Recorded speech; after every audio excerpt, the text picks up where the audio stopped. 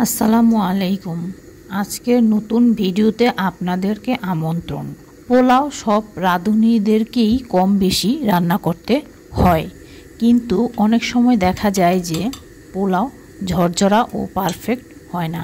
তাই আজকে আপনাদেরকে ঝরঝরে পোলাও রান্নার কিছু গুরুত্বপূর্ণ টিপস সহ পোলাও রান্নার রেসিপিটি শেয়ার করছি। চলুন রেসিপিটি শুরু করছি।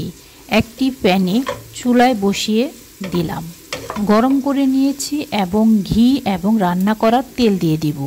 অবশ্যই ঘি ব্যবহার করবেন, তাহলে পোলাওর ঘ্রাণটা খুব সুন্দর আসবে।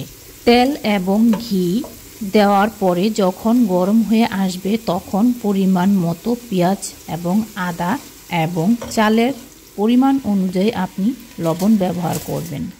আমি এখানে চিনি গুঁড়া চাল ব্যবহার করেছি, আপনি চাইলে অন্য চালও ব্যবহার করতে পারেন। ইটালিতে চিনি গুঁড়া চালটা খুব বেশি পাওয়া যায়, তাই সব কিছুতেই আমি চিনি গুঁড়া চালটাই ব্যবহার করে থাকি।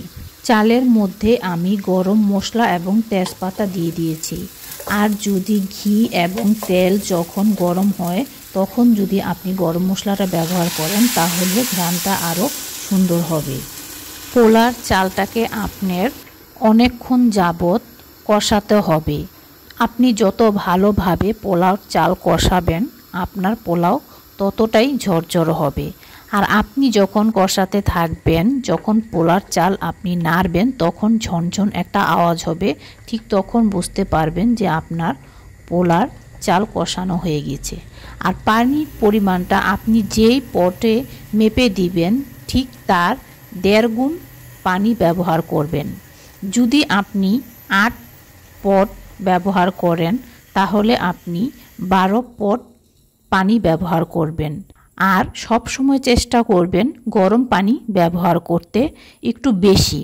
যদি আপনি মনে করেন যে চালটা ফোটেনি তাহলে আপনি গরম পানি থেকে কিছু গরম পানি ব্যবহার করলেই হবে। আজকে আমি পোলাও সাথে শক্ত মুরগি রান্না করেছি এবং টোনা ফিশের কাবাব, সাথে ছিল সালাদ। আশা করছি আজকের ভিডিওটি আপনাদের ভালো লাগবে। নতুন পুরাতন সব ধরনের রাঁধুনিদের আজকের ভিডিওটি কাজে লাগবে।